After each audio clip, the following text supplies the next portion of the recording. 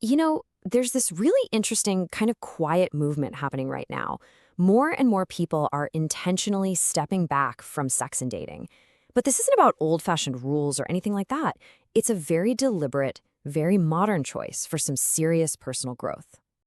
And this feeling right here from creator Jasmine Siri, I mean, this is the goal, isn't it? This is what it's all about, getting to a place where you have this deep, unshakable sense of self-worth that comes completely from within. So the big question is, why? Why is this happening now? What's making so many people decide to intentionally disconnect just so they can reconnect with themselves? Let's dive in and break it down. Okay, so let's get one thing straight. This isn't about traditional values. This is a modern reaction to the very real pressures of today's dating world. You know, the apps, the confusing situationships, and the emotional toll all of it can take.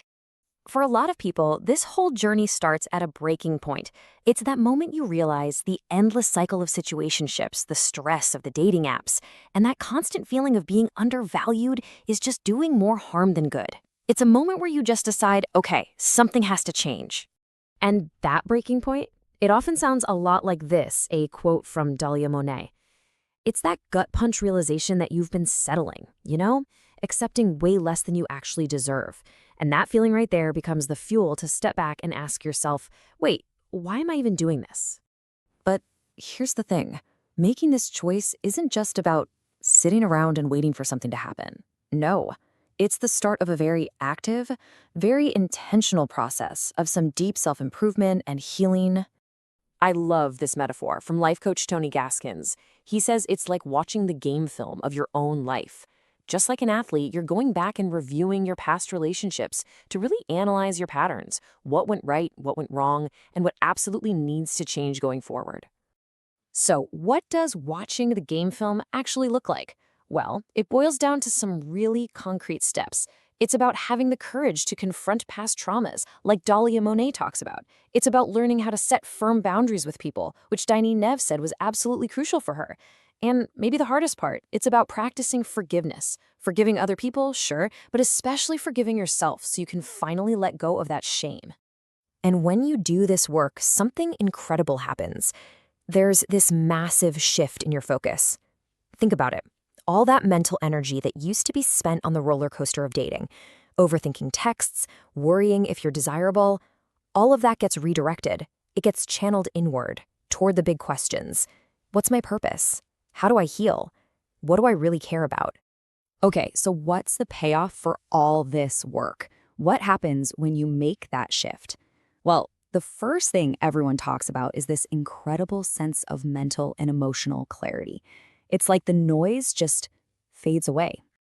And Tony Gaskins absolutely nails it with this point.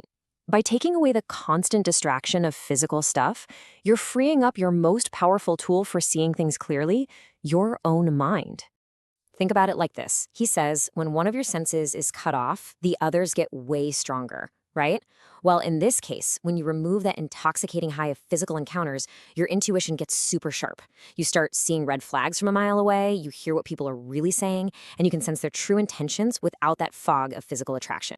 And the result is peace, a quiet mind, the freedom from constantly wondering, what did that text mean, or do they actually like me? That brings a sense of peace that, honestly, a lot of people haven't felt in years.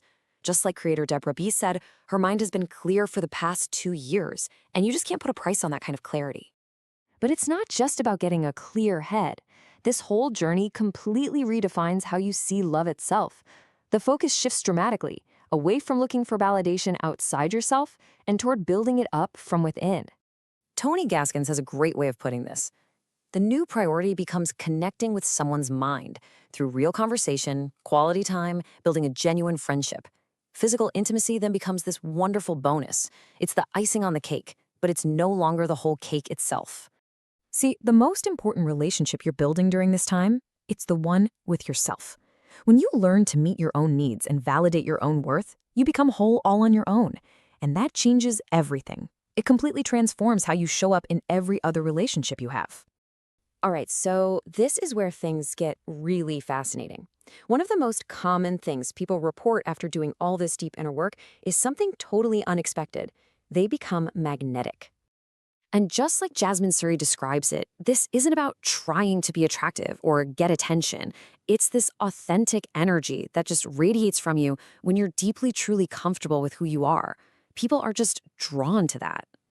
So, where does this magnetism come from? It's not some magic trick. It's a direct result of all that inner work we talked about. It's the real, authentic confidence that comes from knowing who you are.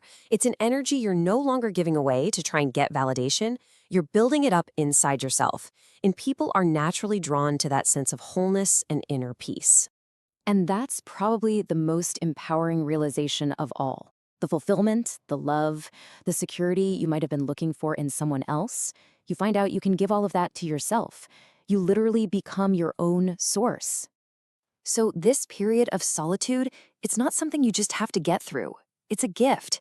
It's a sacred chance to explore all these vast, undiscovered parts of who you are.